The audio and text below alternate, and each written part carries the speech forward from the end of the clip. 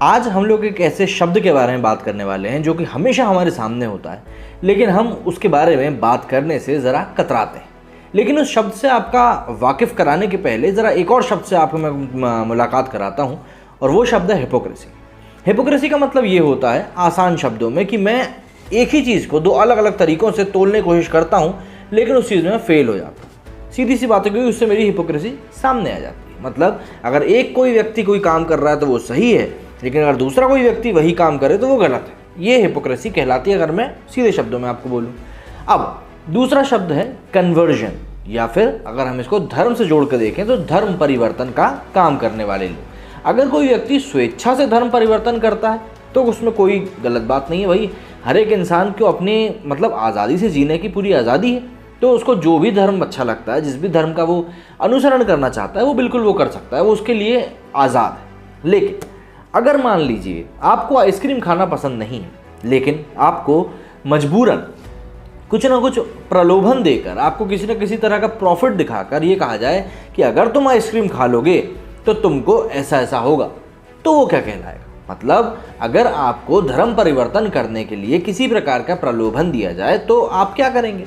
भाई देखिए, एक बात तो आप भी मानेंगे कि हर एक इंसान को अपने जीवन में कुछ ना कुछ कमी लगती ही है। वहीं पर अगर कोई व्यक्ति पैसों से थोड़ा तंग है, शरीर से थोड़ा परेशान है, तो अगर आप उसको इस प्रकार के कुछ सपने दिखाएंगे कि अगर तुम ऐसा करोगे तो हम तुम्हारे लिए ये कर देंगे, या अगर तुम हमारे धर्म के हो जाओगे तो हम तुमको ये चीज़ें देंगे, अगर किसी व्यक्ति को ऐसे सपने दिखाए जाते हैं तो ऑब्वियस सी बात है उसके मन में भी ये विचार आने लगते हैं कि यार मुझे तो इस धर्म में चले जाना चाहिए। मैं उस धर्म को मानूं या ना मानूं, अगर मैं अपने नाम के पीछे उस धर्म का सरनेम लगा लेता हूं, ये प्रिविलेज तो मुझे मिलना शुरू हो ही जाएंगे। और इसी लालच में कई सारे लोग होते हैं जो कि धर्म परिवर्तन कर लेते हैं। लेकिन ये नैतिक रूप से गलत होता है। गलत क्यों होता है? क्योंकि कई केसेस में ऐसा देखा गया है, कई सारे केसेस में ऐसा देखा गया है कि जो आपसे वादे किए जाते हैं ना, वो वादे कभी पूरे किए ही नहीं जाते। अब इसी पूरी फहरिस्त में यूपी सरकार ने एक बहुत बड़ा रैकेट बस्ट किया, जिसमें कि जो दो भाई शख्स पकड़ाए हैं, उन लोगों के पास से करीब ये पता चला है कि उन लोगों ने अभी तक करीब 1000 लोगों का धर्म परिवर्तन कराया हुआ है। अब जो लोग ये कहते हैं, जो कि पढ़े लिखे इंटेलेक्चुअल्स होते हैं और ये बोलते हैं कि भाई धर्म परिवर्तन तो कोई गलत बात नहीं होती, ऐसा वैसा, तो भाई मुझे एक चीज़ समझ में नहीं आती। अगर धर्म परिवर्तन या कन्वर्जन कोई गलत चीज़ नहीं होती तो फिर इसको पुश करा के क्यों कराया जाता है? अगर धर्म परिवर्तन गलत नहीं है तो हर एक के पास ये मौलिक आज़ादी होनी चाहिए कि भाई उसको जो धर्म पसंद है वो उसमें चला जाए।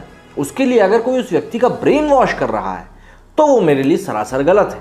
उत्तर प्रदेश की ATS ने धर्मांतरण का धंधा करने वाले 2 मौलानाओं को गिरफ्तार किया है, जो अब तक 1000 से भी ज़्यादा हिंदुओं को बरगला कर उनका इस्लामी धर्मांतरण करवा चुके हैं। इनका गिरोह दिव्यांगों को अपना शिकार बनाता था। मुख्यमंत्री योगी आदित्यनाथ ने जांच एजेंसियों को निर्देश दिया है कि वो इस पूरी साजिश की तह तक जाएं। गिरफ्तार दोनों मौलानाओं के खिलाफ राष्ट्रीय सुरक्षा कानून मतलब NSA लगेगा। साथ ही उनकी जो संपत्ति है उसे भी जब्त किया जाएगा।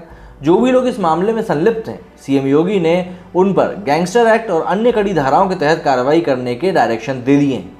मुफ्ती काजी जहांगीर आलम कासमी और मोहम्मद उमर गौतम मूक बधिर और गरीबों को धन, नौकरी और यहाँ तक कि शादी तक का लालच देकर इस्लाम अपनाने को बरगलाते थे। इस गिरोह को पाकिस्तान खुफिया एजेंसी ISI से फंडिंग भी आती थी। मौलानाओं के कब्जे से जो दस्तावेज जब्त हुए हैं उससे उन्हें मिलने वाली बड़ी विदेशी फंडिंग का पता चलता है। ATS दोनों को अदालत के माध्यम से पुलिस कस्टडी में लेगी और कड़ी पूछताछ भी करेगी, जिसमें कई राज सामने आने की संभावना है। इस गिरोह ने कई लड़कियों को मुस्लिम बनाकर उनका निकाह भी करवाया है। मुफ्ती काजी जहांगीर आलम कासमी नई दिल्ली के जामिया नगर इलाके के जोगाबाई गांव में रहता है, जबकि मोहम्मद उमर गौतम नई दिल्ली के जामिया नगर इलाके के बाटला हाउस का निवासी है। इसको लेकर ANI ने भी ट्वीट किया है, ANI यूपी ने, कि chief minister Yogi Adityanath has directed investigation agencies to go into depth of religion conversion cases. Those who are involved in these cases should be detained under National Security Act. A team of STF busted a gang that illegally converted religions of 1000 people. ADG Prashant Kumar ने बताया कि ये दोनों motivational thoughts के जरिए हिंदुओं को बरगलाते थे, साथ ही ये उन्हें कट्टरपंथी भी बनाते थे। धर्मांतरण और विवाह का सर्टिफिकेट प्राप्त करने के लिए भी अवैध मामलों का सहारा लिया जाता था।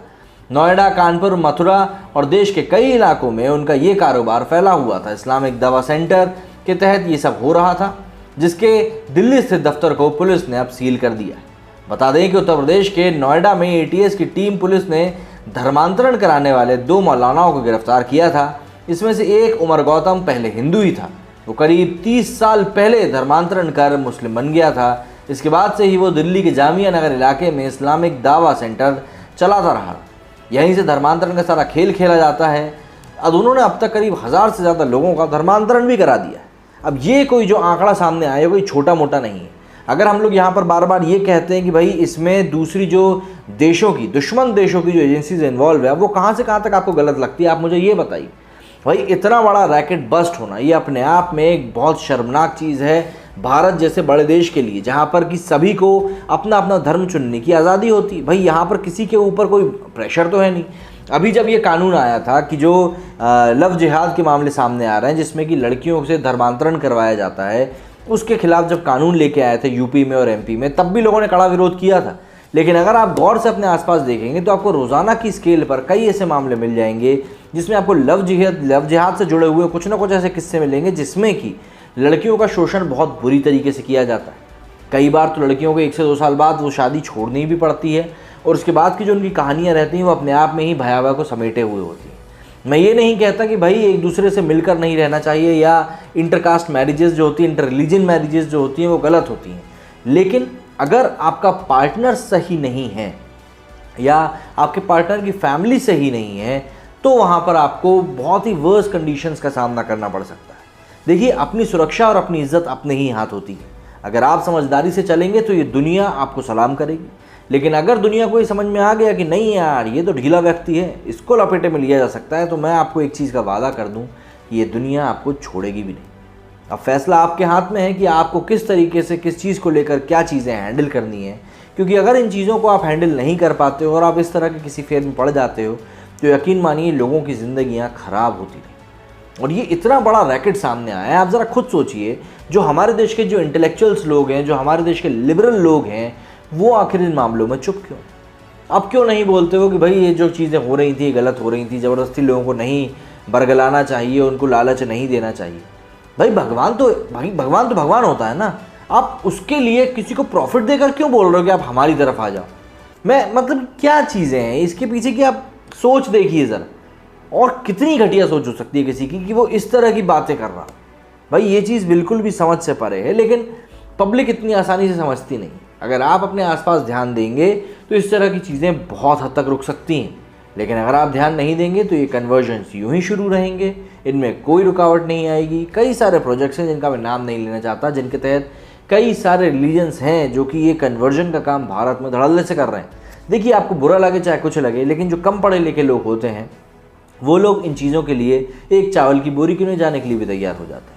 कहीं ना कहीं इसमें सरकार की भी आलोचना करनी होगी कि वो अभी तक गरीब लोगों तक सारी सुविधाओं को नहीं पहुंचा पाया, जिससे कि गरीब लोगों को बरगलाना बहुत आसान हो जाता है। आपका क्या विचार है इस बारे में, मुझे कमेंट सेक्शन में लिख के ज़रूर बताइएगा, क्योंकि आपकी राय बहुत ज़्यादा महत्वपूर्ण होती है, आपका ओपिनियन बहुत ज़्यादा महत्वपूर्ण होता है। जय हिंद, जय भारत।